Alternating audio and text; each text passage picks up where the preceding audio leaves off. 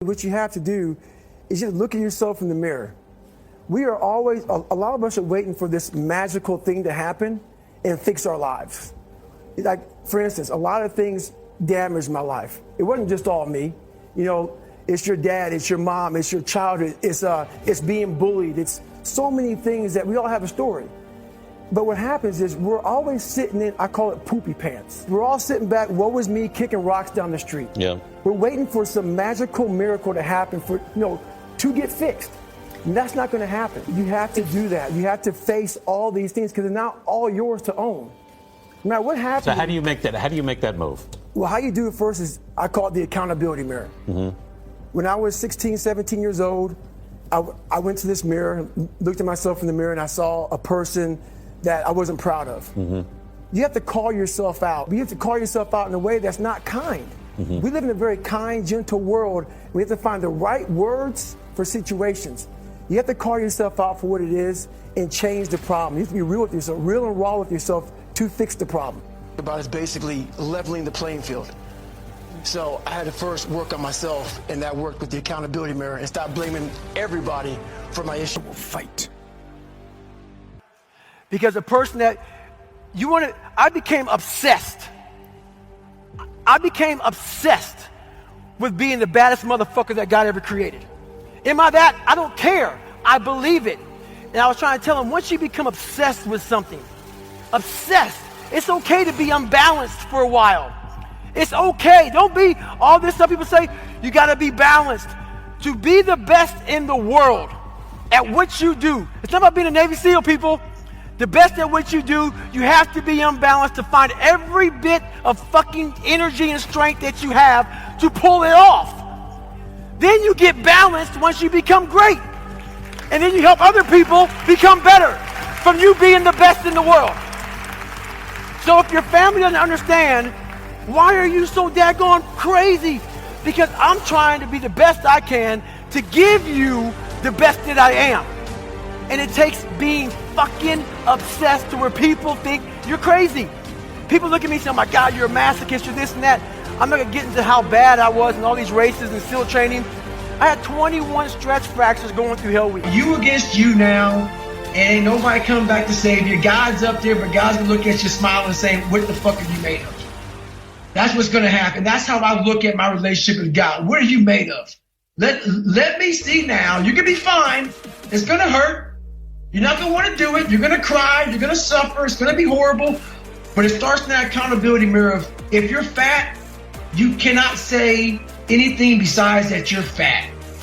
If you're lazy, if you're a liar, if you're a cheater, if you're on drugs, if you're whatever you are, you must look in that mirror and be brutally honest with yourself and call yourself out for what you are and what you're not. And put sticky notes up on there about what needs to be changed. And every day of your life from now on moving forward, it starts with that accountability mirror about how am I going to change my life for the better. Well, the next step now is you got to now start fixing one of those problems. So for me, I had so many damn problems, man. I still have them today. It's about facing, so let's say you're fat. Mm-hmm. What has caused you to eat too? So now you got to investigate this. A lot of people just don't have an eating disorder. A lot of people eat for comfort. A lot of people eat for depression. A lot of people eat because of their childhood, whatever. You got to now see, why the fuck am I depressed? Why am I here? So you got to do I call it the live autopsy in my book and figure out what my problem is. People want to say, well, I need to work out more and stop eating so much. Yeah, that's how you fix that. But if you don't fix the damn root cause of the problem, which is usually a mental problem, you are off somewhere in your mind. Somewhere made you insecure or not happy. Something in there has caused you to be this way, and you're compensating it by eating too much damn food. You lost pride in yourself. You lost confidence in yourself. It's all these things. So it's never as easy as, I need to go to the fucking gym, hit the weights, and stop eating less. That may solve it for a second, but is it a permanent fix? I'm about doing permanent fixes so then you can move on. And it starts with being self-aware, with being able to detach, because if you can't detach from yourself, then you can't see yourself. And so people ask, well, then, how do you detach from yourself? How do you learn to do that? And a good drill for this is try to imagine the way other people see you and what other people are thinking of you. And then you start thinking about, what do your friends and family think? What do they see? What do they hear? And so the question becomes, how well do you represent yourself? What shortfalls do you have? Now, when you first start looking, it's like you're looking at an overgrown lawn. There are some big, obvious problems, so you do a broad, just kind of general cut of the grass. You fix some of the big, easy problems that are obvious. And once you've done that, once you've gotten rid of some of those big, obvious problems, you notice some more detailed problems. So then you handle them. And once you've got those handled, you see even smaller and more detailed issues, so you start trying to fix them.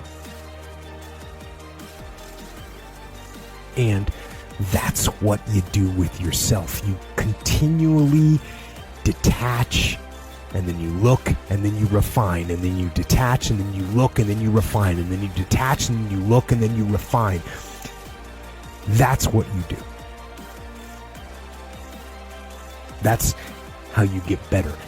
And that process doesn't stop. It can't stop, because if you stop refining, then the weeds grow back, and the next thing you know, you can't see yourself anymore.